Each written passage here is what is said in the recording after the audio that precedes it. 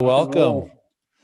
The long haulers are here. Thank you for joining us again. This is number 8 of 9 like live sessions. So we really appreciate you joining us and kind of getting your extension nerd on, if you will. I keep saying we're reclaiming that word. This is awesome. I've learned so much in the last 7 sessions. I need to go back. And so luckily, if you're like me, these will be available online on demand that you can use at any time when you're going, oh, I need to be able to, Gwen, you're going to have to show us how to use those filters at some point. So I just got distracted. Hold on. Okay.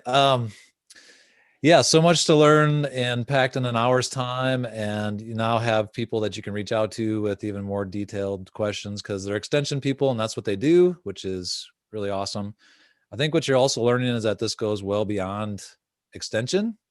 This goes beyond research, teaching. This is really more about pushing your own kind of learning boundaries, if you will. Like where are you kind of stuck in your own kind of way of doing things and what gets you over those hurdles. What I'm hoping that you're hearing is that you have little things that you can try to kind of get you started. And if you go down that rabbit hole, it can be kind of overwhelming, but a lot of times you just have to find that one thing. So I'm excited to have Dr. David Coyle here. I'm going to have him self-introduce, kind of talk a little bit about his extension program and really all things social media.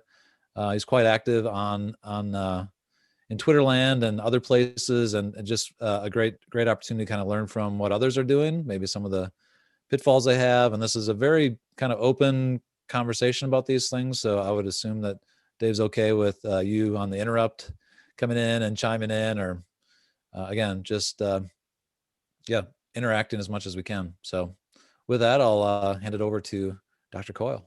All right, thanks, man. First, at some point, I need Gwen to tell me how she did the hair filter. I think I could really spruce this up a little bit. But thanks, Brian and Erin, for putting this together. Hello, everybody. I know a lot of you that are in here. For those of you that don't know me, my name is Dave Coyle. I'm with Clemson University in the Forestry and Environmental Conservation Department. I've been here a couple of years, just over a couple of years, and I have a rare 100% extension appointment. So tenure track, 100% extension.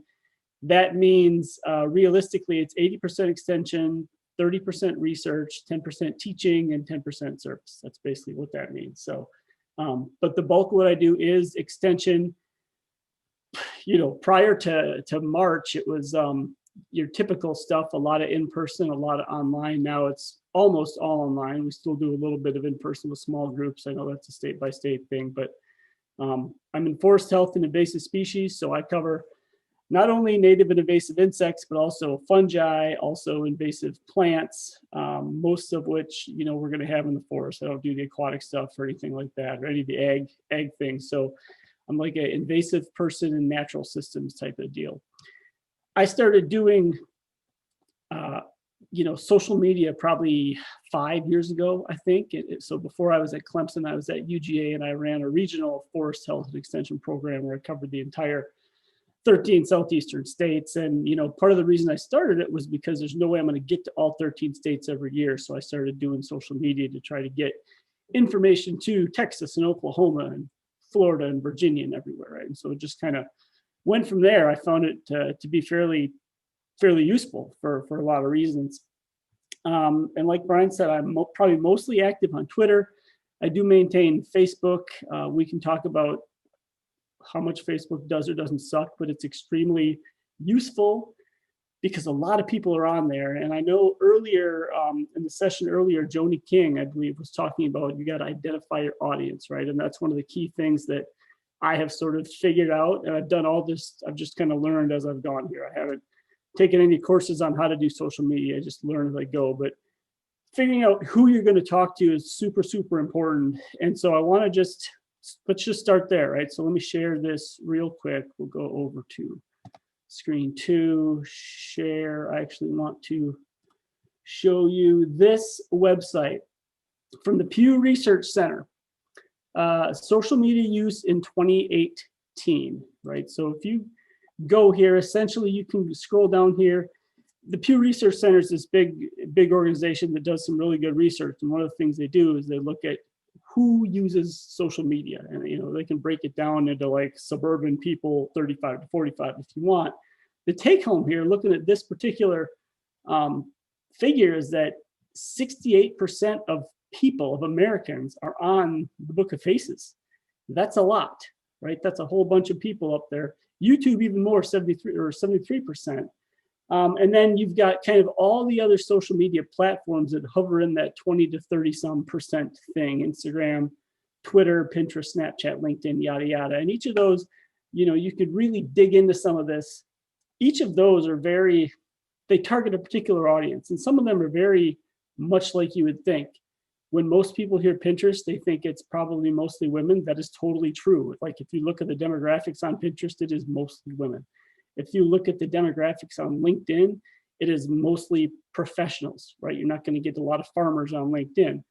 But believe it or not, there's a ton of farmers on Twitter, right? And so it just depends. All these different, groups, depending on what you do. If you're into ag, Erin's in ag, and she's got a big Twitter following because it's a ton of farmers that want to know what she's giving out all the time, right? And that's where they go for updates on cutworms and rootworms and corn borers and all that stuff, soybean aphid, yada, yada. So it really depends. I will admit that foresters, who I deal with a lot, are not very social media savvy. They're sort of behind, I don't want to say behind the times, but it's been a challenge to get the forestry crowd to get onto social media. It's just a very sort of traditional old white guy thing. And they just don't do social media except for Facebook. We can get every one of them on Facebook. It's kind of very stereotypical that way, but kind of getting back to what Joni had said, before you even start, I highly recommend figuring out who are you trying to reach, right? Are you trying to reach, people that are under 30? Are you trying to reach people that are 60 and over that own 1,000 acres, right? You got to figure out who you're going for, and that's a good way to do it. And I want to pull up, I just tend to think like the demographic that I cater to, it's got 4 main criteria. They're mostly older, they're mostly white, they're mostly conservative, and they are mostly, I don't want to say wealthy, but they do well. I mean, they're the ones that own big chunks of land. These are old white guys, right? And so you're not going to find a lot of them on Twitter. When I'm on Twitter, I'm interacting with my fellow academics, government folk. So the industry folks are getting on there now. A lot of students, a lot of other, professionals out there is who is on Twitter. So, if I wanted to reach a ton of big forest landowners, I'm not going to go to Twitter. I'm going to go to Facebook, hands down. It's just kind of how it is. Or on the other side, I'll put an article in the Forest Landowners magazine because I know they'll get that and read that thing. So figuring out how you want to reach people, it's super important, because otherwise you're just going to be kind of spinning your wheels and wasting your time. Let me see here. I have several notes. Put this over here. So this segues, there's all these different platforms, right? There's Twitter, Facebook, Instagram, yada, yada. We've got a lot of seasoned folks in here. Here's my take on things. I already mentioned it. Facebook, I think, is really great for advertising programs. If we have a workshop on pine bark beetles, by golly, we put that sucker on Facebook. We've got tons of interaction, tons of people coming at us. Put on Twitter, meh, whatever. Instagram, meh, whatever. Maybe a couple. Facebook is totally the place to advertise stuff. Twitter, on the other hand, is awesome for, like I said, kind of our peers, right? If I have some bug that I found in a tree that I don't know what it is, I can put that sucker on Twitter, and by the end of the day, I probably am going to know what it is because somebody else knows, right? Part of that is knowing who to tag. There's some good systematists out there and taxonomists and diagnosticians, and tagging them really helps. But part of it is just where a lot of us are, right? Instagram, I use Instagram as just a way to spread the gospel of entomology, right? I don't tend to put a lot of deep thought stuff in there. It's look at this cool beetle, look at this cool butterfly, here's a big caterpillar, here's what it's doing. Occasionally I will put some stuff on, we have webworms that make the webs all over the trees every fall. Occasionally I'll put that on and say, hey, this is what you're seeing everywhere, right? Also, you don't need to set it on fire. You can just tear the web open, stuff like that. And I don't do, I don't use TikTok or Snapchat or anything like that. All of those kind of hit a different demographic though. And personally, like, I don't have time to do that more than what I have already. I think all of this is a time commitment to some extent. If you're going to do it, you got to do it well. You got to do it consistently, or else you just get sort of lost, right? The algorithm doesn't pick your stuff up. And, for Twitter, I shoot for roughly a post a day on average. Sometimes you might get all 5 posts in one day and then I'm not even on there in the week, but I try to post consistently. I think consistent posting is key. I'm much less consistent of a poster on Facebook, but I do try to keep up, especially on Twitter and Instagram to some extent, just being consistent with all of that. Any questions so far from everybody? Thoughts, comments? David, I agree totally with your applications for like target audiences for Facebook, Twitter, Instagram, and so on. So yeah, I think it's good to think about who your audience is. Yep. And then it's also, you want to keep that in mind too when you're trying to diversify your audience. So again, that's that, like, but you're right, it's that time commitment and making that a thing that you're going to prioritize and figuring out where they are. And it really does take quite a bit of thought. I think Kendrick had a question about extension, but there was a couple of links thrown in. No, that was, you guys were great with answering that. I just wanted to touch on something that I feel like is generally underutilized is building a social media platform takes a lot of time, as you said, and consistency. One thing that I feel is underutilized is working with other people that have already built up their social media presence to because what you have to share is relevant to them, and they can effectively signal boost you while cutting through a lot of that long-term sustained effort. I just wanted to mention that in passing. Yeah, that's actually one of my next points. So I don't think I'm sharing that screen. But yeah, what I was going to say, when I started out, I didn't know what I was doing at all. I just got a Twitter account because I thought I probably should. It was 2015 at the time. It was all the rage. And I was going into extension, and frankly, there was a job I wanted, and I thought this might help me get that job. So I got a Twitter account real quick.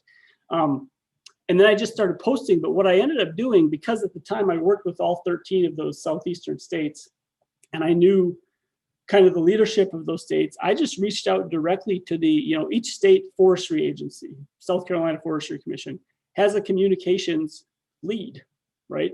I just reached out to Doug. Hey, Doug, I'm starting a Twitter account. It'd be awesome if when I put relevant stuff on, you could signal boost it, because they've got, whatever, tens of thousands, whatever. They got a ton more followers, right? Reached out to Georgia, Florida. Like, I just reached out to everybody in email and said, hey, I'm doing this thing. If you see anything that I put on, could you follow me? If I tag you in it, know it's legitimate. Because I think if you just start, sometimes there's it's weird. There's, I don't know, maybe gatekeeping is the right word, but it's almost like before you get a certain number of followers, people don't see you as legitimate. Like, who the hell is this guy with 13 followers, right? He's the smartest guy in the room. But if you've only got 13 followers on Twitter, nobody looks at you. It's jacked up, don't get me wrong, but there was a definite, so that helped a ton. Just reaching out to them, hey, it's me, you know me, I'm doing this now, could you signal boost? They totally did, and all of a sudden the followers came. And so there's a big difference going, once you cross 100 followers, once you cross like 1,000 followers, once you cross about 2,500 followers. I would say after 1,000 followers, what I found was that a lot of the organizations really started following back and boosting the state DNRs, who have tens of thousands of followers, all the forestry commissions, of course, and then a lot of the federal, the USDA, APHIS, that type of thing. When you got to like 2,000, 2,500, that's when it seemed like a lot of the media started following your stuff, right? The independent reporters, the ABC, CBS, local affiliates, all that. And I know, Gwen's got, many, many more followers, and maybe there's steps beyond that. But at this point, I sort of noticed those two benchmarks, 1,000 and then about 2,500. And it's just, part of it is you got to be credible. You can't put crap on there and expect people to follow you, right? So your stuff's got to be legit, which is, we can talk about this later, but that's why, I rarely just put stuff on there blah, right? I always make sure I think it through to make sure it's good, legitimate, says something, contributes, because everything, you know, gets checked out like that. So it's tough when you start out, but yeah, if you can reach out to known accounts, whether it's an individual or organization, whatever, and have them help out, it'll help a ton for sure. Kendrick has a question for you, David. Yeah. Not a question, but I wanted to, because we kind of glossed over TikTok. I feel like TikTok is actually, because of the nature of how it works, in that inherently people, there's a lot of built-in collaboration, and there's a lot of built-in sharing. I've actually seen that getting followers on TikTok is like 3 magnitudes easier than getting followers everywhere else. I've seen somebody go from 2,000 followers to 800,000 followers in 3 weeks on TikTok. So I feel like just mentioning that in passing, if there's more entomological presence there, I feel like there's a lot of potential. So yep. And you know, I've thought about that too. Like I have the app, I've got it on my phone, everything I've got, I just haven't done anything. And it all gets down to like time, right?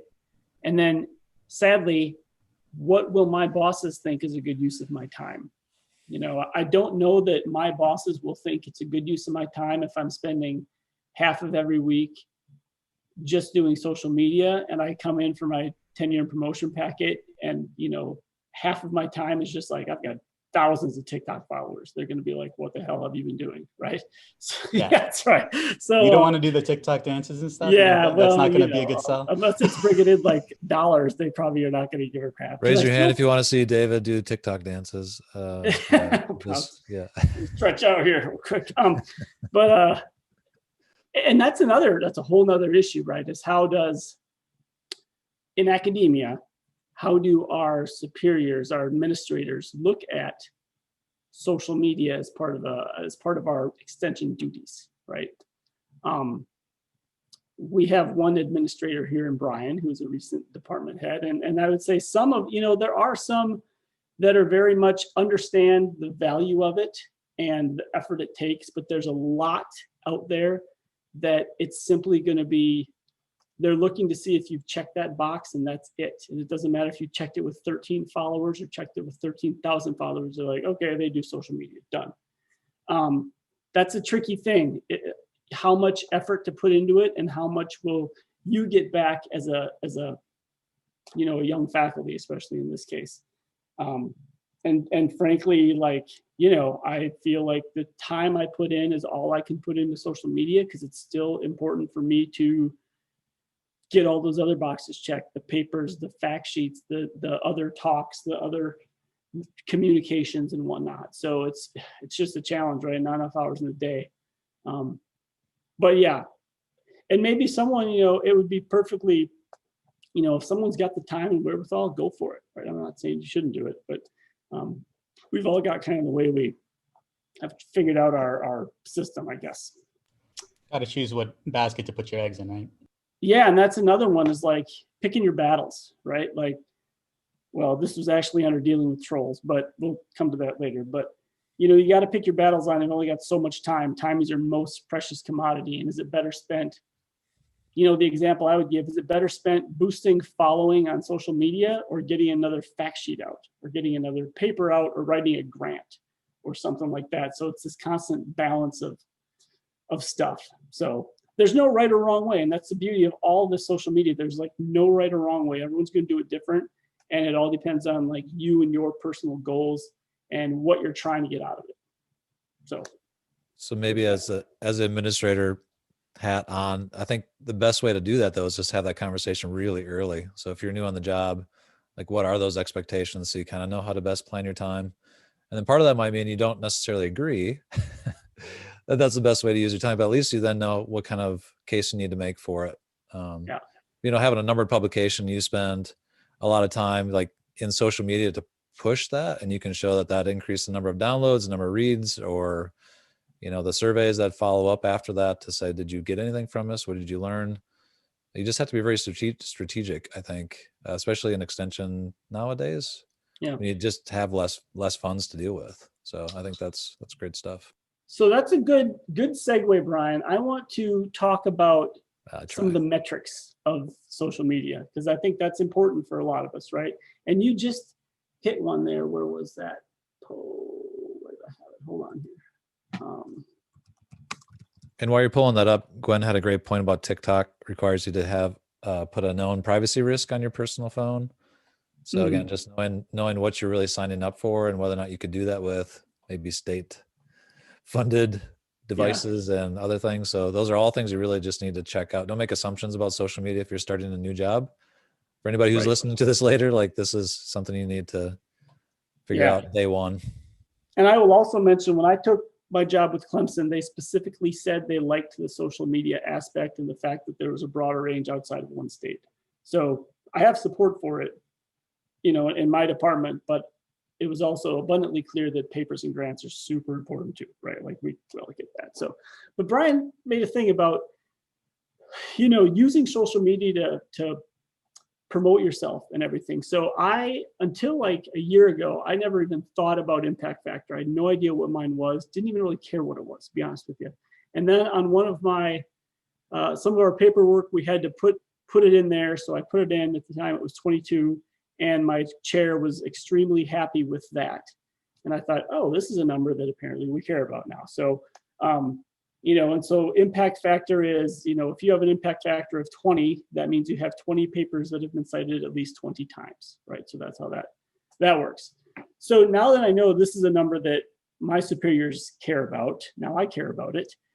So what I started doing was I just went into my Google Scholar profile and I looked at mine, and mine at the time was 22. And so I went down to, you know, kind of the end there, and I had several papers that had been cited like 20, 21, 22 times. And so to get my impact factor up, those are the papers that need to get cited more, right? So I just started doing, you know, maybe once a week, I just sort of promoted one of my old papers. Super lame when you say it like that, but also part of the deal is, like, in this day and age, if you're not current, you're like a dinosaur and dead. And so, you know, I had some stuff where I did some biocontrol work back in the day, or we did some, you know, a good review on sericids. And a big part of getting cited is just people knowing that your stuff exists, you know, because if it's something published in 2000 is like old as dirt at this point. And so I just took those papers and I, you know, maybe put a couple pictures in there and just post about what does it mean. And hey, here's a paper about controlling leaf beetles with Bacillus thuringiensis. And lo and behold, in the last like 5 months, my impact factor has gone up to 24. And I'm convinced it's because of just getting things out there, right? I feel a little dirty because it seems weird and I don't care about impact factor, but my boss does. So therefore I do too. So it's just one of those deals, right? Where part of it is just letting people know it's out there. It's important to do, I think, especially if it's, you know, good stuff, obviously it certainly is, but that's a way you can sort of boost yourself and get yourself more of that credibility. And then another thing, you know, we talk a lot about, you know, with metrics, how do you convey the importance of what you did? And I have some examples here. There was a good thing that happened here, right here, this summer when the pandemic hit. Everyone was forced to do their own thing, right? A colleague of mine, Mississippi State, Eric Staffney, he does horticulture, fruit stuff, and he started a whole series on Twitter called #YardFruits. And what he did was every week for 10 weeks, he featured a different type of fruit. He lives down by the Gulf of Mexico, so he grows all this stuff in his yard, right? So he just featured a different fruit. And what he did was he kept really detailed numbers on the impact of all of it. And so at the end of it, this just came out. So here he was able to give this really great picture of the impact of this 10-part hashtag he did. So here's the table, what he did, you know, kumquat, loquat, blackberry, blueberry, grape, muscadine, passion fruit, fig, other, pear, and then other. Those were his 10, right? And it was like, I don't know, 4, 5, 6 posts, pictures of stuff, really good descriptions, links to fact sheets. It was just a good, like, quick synopsis of, hey, I want to grow passion fruit in my yard. What do I do? Boom, there it is. Same hashtag, every week a new one. And he just went through and kept track of all this stuff. And this to me is a really good way that extension can use Twitter and can actually measure the impact of it and present something in our packet later on. So he looked at total impressions, which is, if you look down here, the number of times a tweet shows up in the user's timeline, right? So basically number of times it could have been seen. You've got total engagements, which is number of times a user did something, clicked on it, retweeted it, liked it, that type of thing. And then you've got mean engagement, which is just number of engagements divided by impressions, and then likes and retweets. But what he was able to do is he took this situation where nobody could go anywhere or do anything, and he created a whole social media program from his yard and his iPhone. And now he's got this great, basically, workshop that he did. He basically did an online 10-week workshop, and he's got measurables that he can put in his packet to show what his reach was, right? Over 80,000 impressions. That's over 80,000 sets of eyes were on his stuff. And that is pretty good for a 10-week thing, right? That's a really good deal. And of course he did the stats and all that, but this was a great example of how Twitter really can. I mean, yes, Twitter can be a total cesspool, and we didn't even get into the fact that, you know, when I do Twitter, it is strictly for work with the occasional picture of my dog, right? That's pretty much all Twitter is. No politics, you know, the only time a political thing gets in there is if it's like directly related to stuff like when Trump said you got to rake the forest to prevent fires. I had to chime in on that because that was just asinine, right? But other than that, I would stay out of that. So it's a work thing, but this is a great way to show how you can use Twitter as a work thing and extension, right? And you can get some good measurables from it, and you can, this is a good example of how you can just summarize it, you know, put that in your packet, and this is what you can do. So there was that one. There was also this paper, a similar thing, but with Instagram. Okay, so here's examples of how you can use Instagram and measure the impact of Instagram. Right? This is a lady out in, I believe she's in Utah, if I remember right. Yeah, out there in Logan. And so she gives some examples of, here's two different types of posts she made. The one on the left is a lower quality content post. The one on the right is called a higher quality content post. And then she was able to, and they're basically saying the same thing, but the, you know, one has more pictures and a better description. And then she was able to compare engagement with those and found higher engagement with the better, more informative posts, right? And so, and then, you know, you can track your followers. Like, this is good ways to talk about what is the impact of your online extension stuff when it comes time to report back to the bosses. Okay, and I think that's, I think, you know, where some of the admins struggle is they don't know how to evaluate people's social media activities when it comes to a promotion and tenure deal, right? So on one hand, okay, fine, but also we, the people that are doing this and the people that are going up for promotion, can probably do a better job of conveying to them, here's what's important and here's how to look at it, right? We can present it in a simple way to where they can then see, oh, okay, that is a really big reach, you know, and yeah, Coyle's just sitting at home, but he's also reaching 50,000 people in a week with this stuff or whatever it is. That's something you'll never do with in-person workshops. That's something you'll probably never do with webinars, right? The potential to reach so many more people lies in social media compared to those other more traditional things. But then this paper is good, and I'll upload these to that that shared thing, Erin. Yeah, so I'll upload these papers. They're also freely available online, but you know, it's just a lot of good information. Again, this is Instagram. You can see where they come from. You can get the age, the demographics, all that type of thing. It's just really, really good informative stuff that can be packaged up, you know, summarized in a graph or two for a promotion packet. And then finally, I'll promote Molly's stuff here. Molly's a postdoc that's working with me. So we have this, Yuri and I came up with this diagnostics page for tree and forest health issues a couple, 3 years ago. And so we created this open Facebook group, and anyone can go in there. If your tree's dying or something's bad, you put up a picture, tell us where you are, give us a little bit of info about what's happening. And we've got a group of 5-ish moderators that that are in there regularly, and we are looking at that thing to try to help diagnose what's going on. And a lot of stuff is somewhat straightforward. We can kind of tell you that southern pine beetle is going to die, or that's a bracket fungi. That means the tree was already dead, or that's just, you know, winter burn from wind, nothing to worry about type of thing. So you can do a lot of this stuff remotely. Our whole goal was to see if we could cut down on some of these in-person visits by diagnosing things online. And that's going to save time and resources and all that type of thing. And so what we did, you know, we took the usual Facebook insights, metrics and all that, but we also gave all of our users a short survey.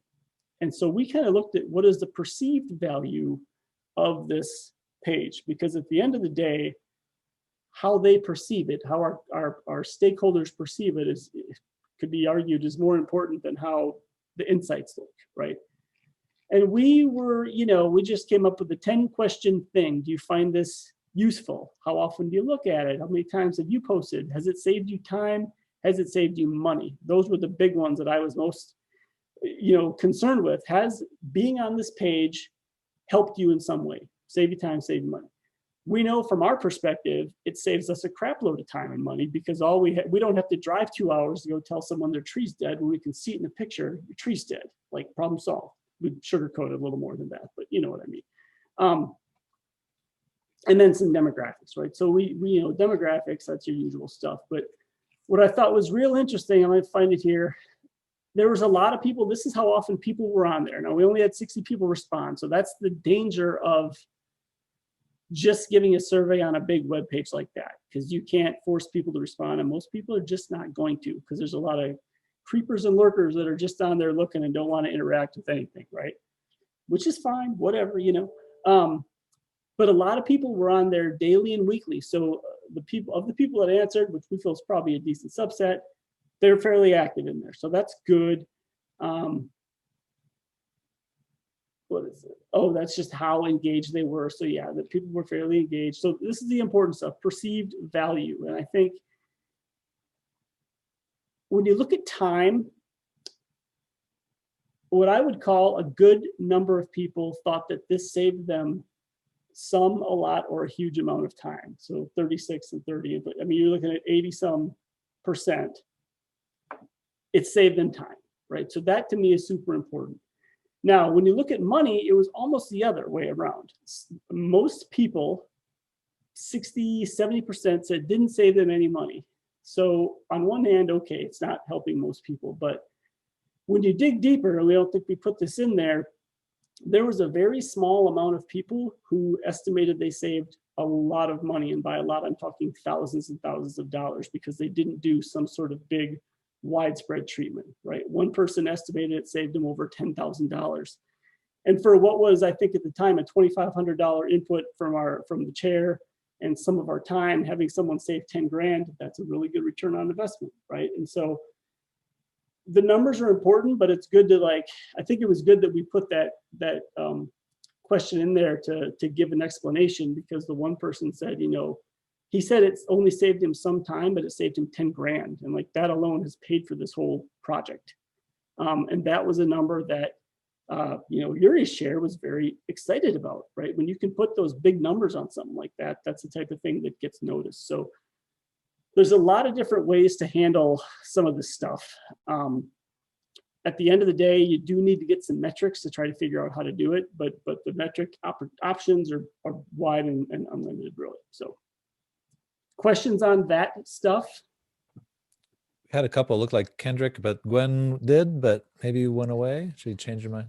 Well, I didn't want to interrupt, but I do have one question. A constant thing that I've dealt with here is working with the diagnostic lab.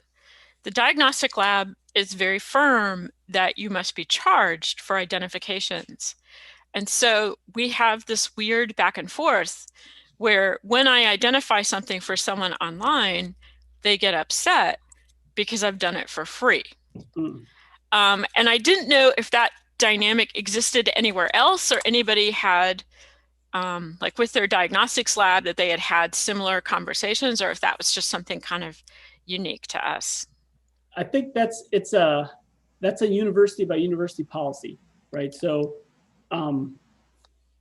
like our diagnostics lab doesn't care if I diagnose stuff online. They're like, whatever, go for it. I know Matt Bertone at NC State, who runs a diagnostic lab there, their rule is online diagnosis are free. But if you mail something in and it needs to be looked at or processed, then there's a charge. Yeah. Right.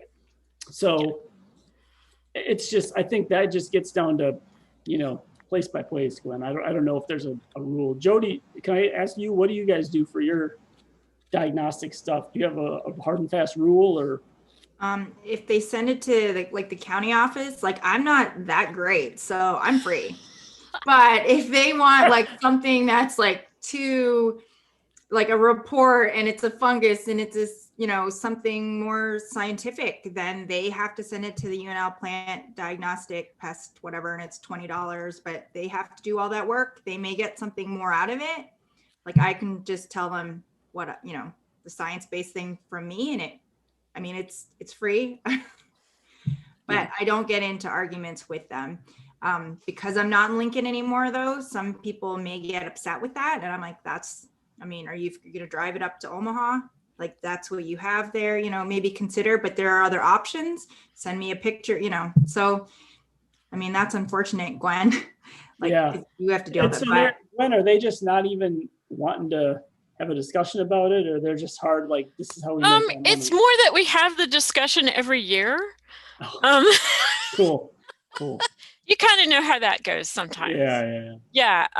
But I think in general there's folks that get it and folks that don't, and so it's hard to show, like this is wheel bug season for us, and we're getting 1,000 requests for what is this thing with the cog on its back. And so I'm just answering them and not telling anybody. So that solved the problem for me. Yeah. And maybe part of what I do is I don't ask a lot either. I know when I started, I said, hey, is there a policy? And now, like, if it just comes in, I just handle it. If I can't, I send it over. But that's part of my job too, right? And that's the thing, like, my job is extension, which is to answer people's questions. So if people come to me saying, what's this bug? It's kind of my job to answer, not to push them off to the diagnostics lab. Like, that's a monarch and done, right? So I don't know, but it sounds like a state by state thing. So, I don't know if that helped at all, but that's what it sounds like. It's good to hear that it might be unique to us. That's reassuring. Yeah. So, all right. So one of the other things I was going to do, one thing, Kendrick, did you have your, sorry, Kendrick, did you have a question? Oh, sorry. I just see your hand is up. I'll just have you lower hand. Okay. Sorry. So one of the other things I wanted to just talk about real quick is, creating good posts and graphics and stuff. And again, we've got people here that can do that. But one of the things I do quite a bit is put little notes and stuff on pictures. I don't know, maybe it makes up for my lack of good photography skills or whatever, or lack of creativity, but I try to draw stuff. So here's kind of some of the things I do just to give you a heads up in case you're not aware. But so you just open PowerPoint, right? And let's bring in a picture. Let's see, share fair. We'll look at this one. Okay, so we are going to put this on Facebook, right? So this is one of our former pumpkins, rest in peace. He's back in the creek now, but this one fell through the cracks, as you might have guessed here. But so let's say this picture had some legitimacy to it, right? I could just put this up on Twitter and people will just think, boy, coils are disgusting. They just got rotting stuff all over their house, right? Well, that may be true in some cases. That's not entirely true because there's some science to be learned here, right? So then the next thing I generally will do is I will put in just text boxes, right? Start off by saying he grew a hat. And then what we'll do is we'll just make that a little bigger. You can, sort of create it or edit it so it pops out a little bit. And then you can take and draw a little arrow there. Boop. I like to draw these hand-drawn arrows because I feel like whether that's true or not, it's a little more personal than just the straight block arrow. Like you can see I did that by hand, right? Either me or the kid did that by hand. Someone drew that thing. And so there, look, he drew a little hat, right? And you could put another one here that says he's not done shaving or something like that, right? They're only half done here. I do this to a lot of my things, right? And if you want to do like a little more legitimate one, we'll bring in another image here. Where do we got here? That one, I believe.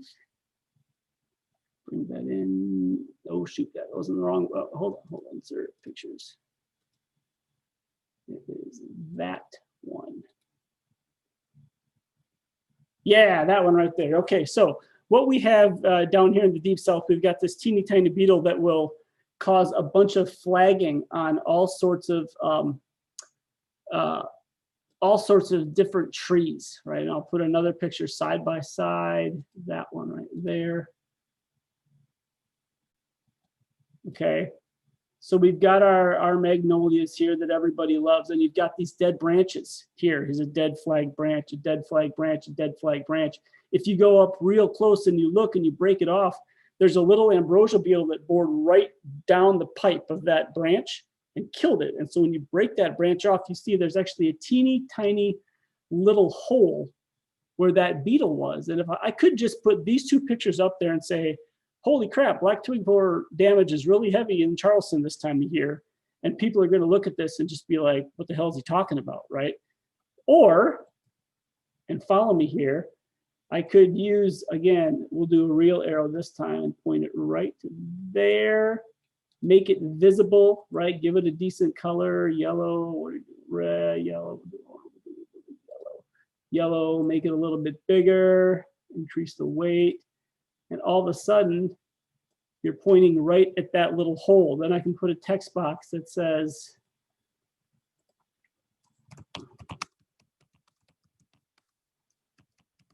Black Twig Borer Gallery, right? And we'll make that, you make it bigger, you put some white behind there, and then you can show people. And if you want, you could even put another text box below that that says the black twig borer, species name if you're so inclined, drills into trees, drills a hole right down the middle of that branch and causes flagging, right? And you could point to, or you could like circle the flagging right there. You know what I mean? And so you can take yellow and just increase the weight again so people can see, oh, there's the flagging. This is very rough, obviously, right? But you can take these pictures you get in the field that's exactly what you're trying to tell people, bring them in, put them together, and like annotate them.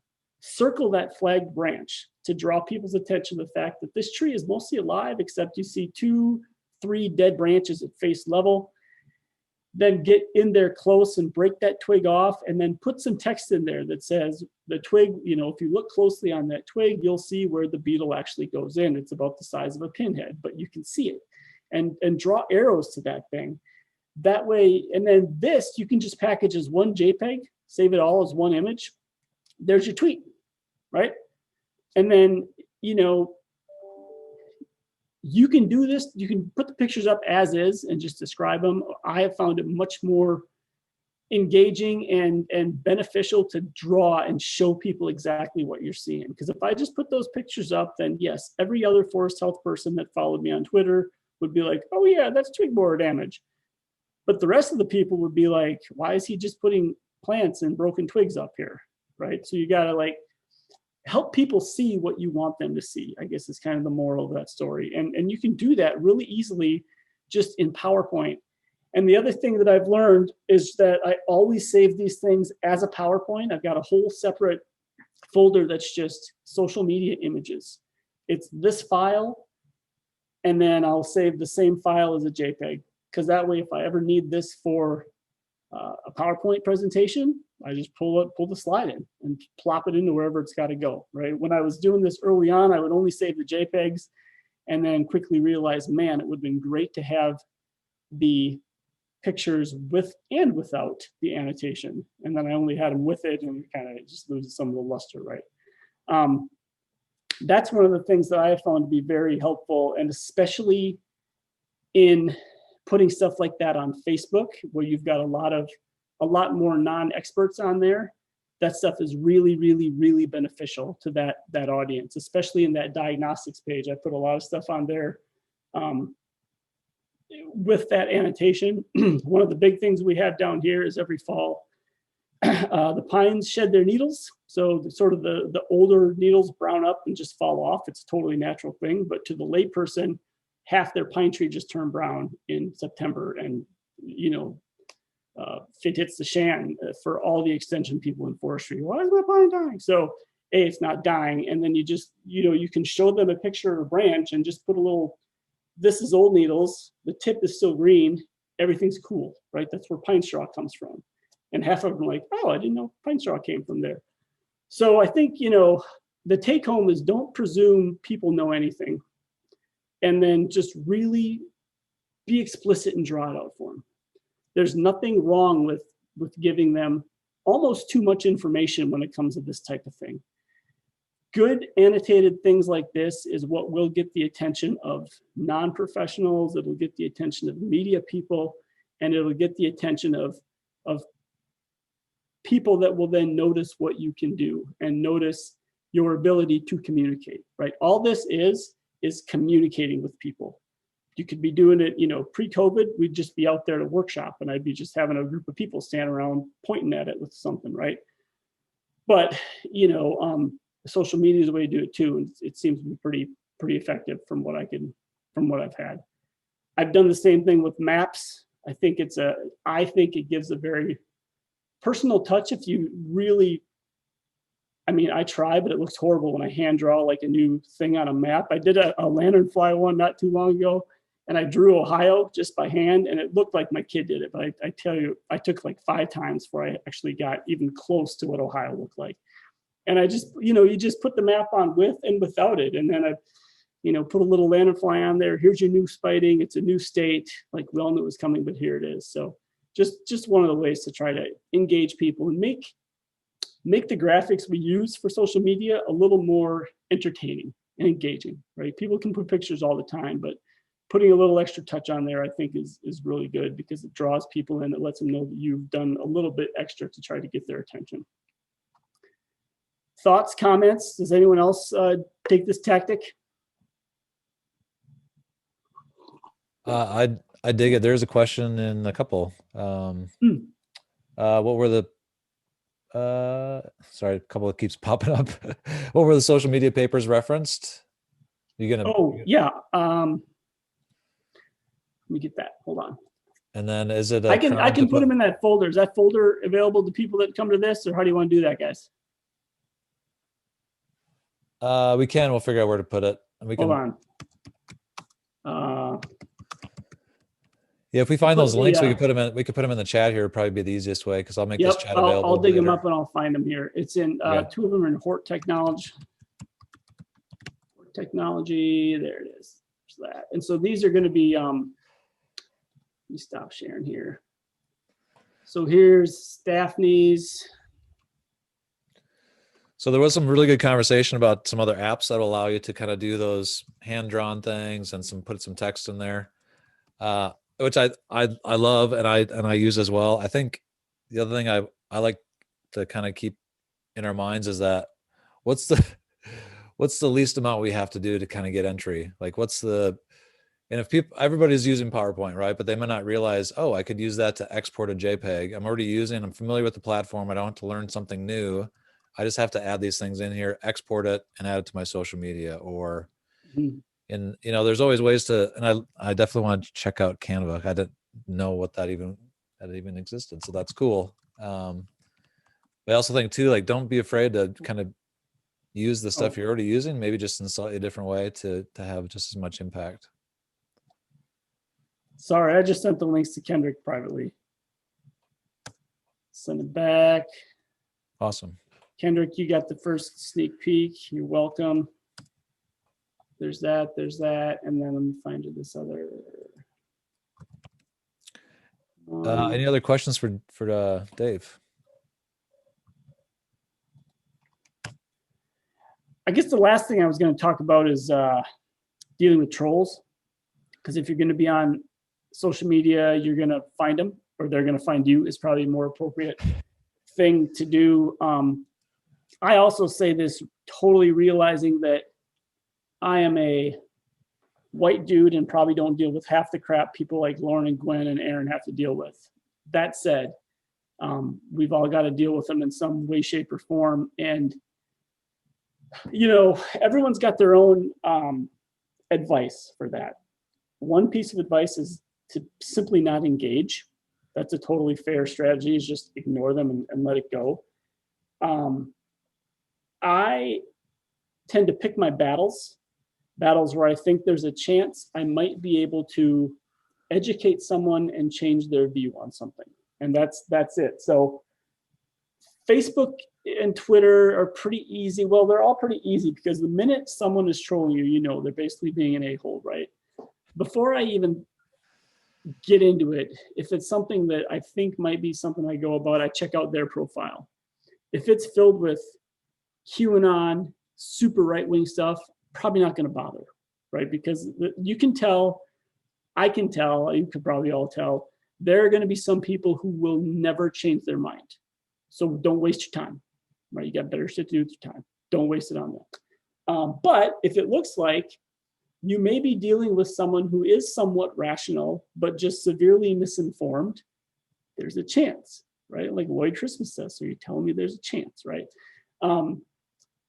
But you just, and I think once you've decided, okay, this person seems like they might be willing to at least listen, the key that I have found is don't go in guns blazing. Don't call them an idiot, even if they might be. You got to go in there super measured, super calm, back everything you say up with hard data or sources that are legitimate. Sources that are legitimate do not include somebody's gardening blog. They include peer-reviewed stuff. They include actual data, right? And so you just gotta like present your case and back it up, and they're gonna come back and probably say all sorts of crap. You just present your case and sort of reason with them. But at the same time, avoiding the snark is super key and super hard to do. I will admit it's so hard to be like calm and rational on some of this. But at some point, you also need to know when to stop, right? At some point, it's going to become obvious if they're willing to listen, willing to take in some of these, you know, pieces of data or places you've suggested they could learn more, or if they still just keep telling you climate change isn't real.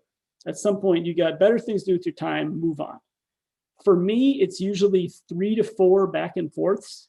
If by the fourth one, they're still not having it, I'm out. Like, I don't care at this point. And when I first started, I would always want to get the last word because F you guys, right? But like, no, man, like whatever. We all got better stuff to do with my time.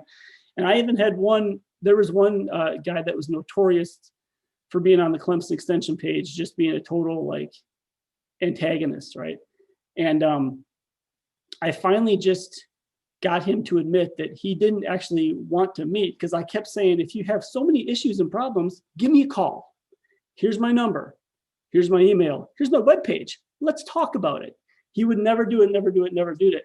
And finally, I just said, so let me get this straight. You just want to come on here and complain, but you don't actually want to do anything that could potentially make a difference and a change.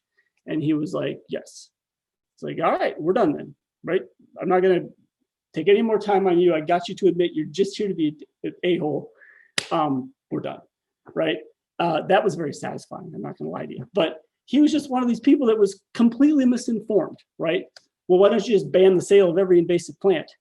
Trust me, dude, that would be awesome. It's also just not going to happen right now. It doesn't happen overnight, you know? And so that type of thing. So the whole deal is like knowing sort of when to hold them and when to fold them type of thing. Gwen, I saw you had your hand up. Did you? I just wanted to chime in because I'm seeing a lot of folks that are running extension courses are asking students to create social media accounts. And you really, if you're going to have students do this, you really need to be prepared to back them up and to help them deal with some of the stuff that they're going to get, especially if they are women of color. I mean, I get really unpleasant stuff still. I mean, come on, guys, I'm almost 60 and I still get really gross comments. It's like, I thought I would age out of it, but no, you never do. But it's even worse for some groups. The other thing is have any of you decided on a policy for blocking? Like, at what point do you block or ban somebody from Facebook? Because I will admit my blocking end is strong and I'm just like, we're done. But because it's an institution, it gets more complex. And so I was curious if anybody had those. Yeah, I can go. I don't block anyone on Twitter because I feel like my account is pretty public domainy because it is all work. I mean, I know it's a personal account, but I use it as a work one. So I've just decided on Twitter, I'm not going to block people. I've not really had a problem on Twitter, honestly. For me, it's been on Facebook. And again, I don't really do a lot on my personal Facebook page. I only have a Dave Coyle Facebook page because I needed to run other accounts, right? I needed to run that regional account and to be in that diagnostics page. Like my personal Facebook account is like, there's not much in there. So, but we have blocked people from our regional page just for repeated, just ridiculousness. Like ozone is not what's killing trees. Like stop it, you know, and just being completely out of touch, out of the realm of normalcy. And they just wouldn't stop. We gave them multiple chances to just throttle back on their posting and commenting behavior, and they wouldn't, so we just got rid of them, right? We hemmed and hawed over that a lot. We had to deal with that a lot for that diagnostics page too. And in that case, we have privately reached out to a couple of the people just to say, that's not what this page is for. Here are the rules. You may abide by them, or we're going to get rid of you. And it snapped them back pretty quick, I think. So that's what we've done. That to me is like a sliding target. Like I don't have a firm, if you cross this line, you're getting blocked, because I feel like I'll know it when I see it, I guess, for lack of a better word. I don't know, anybody else? Yeah, so I can speak to that a bit. Part of my community tries to attract entomologists so that that will be willing to engage with high school students. Now, and that's not something that people are readily keen to, but our overall determiner for when it's time to block somebody is when they're behaving in a way that's going to push other people out. So if you want to become one of those pages, you mentioned earlier, other pages signal boosting your message. If you want to become a page that signal boosts for others, people won't be interested in utilizing your platform to signal boost if the type of engagement that you get is largely negative. So you have to, if that's a goal for you, having positive interactions and curating that by having a strict determination on when it's time to block helps people have faith in your platform, as well as for approaching you for promotion. So I just wanted to mention that. Yeah, and somewhat similar for our diagnostics page, you know, it's open, right? So anyone can comment on what they think the problem with whatever situation is. And we have had to firmly address people that were just promoting their products. Like, we're not a sales page. Don't come in here trying to sell me your thing. This is a diagnostics page, and then the landowner can do what they want. So that was one of the things we said, like, we're not in the business of selling treatments. We're in the business of telling you what is wrong with this tree or the stand. That is where we stop.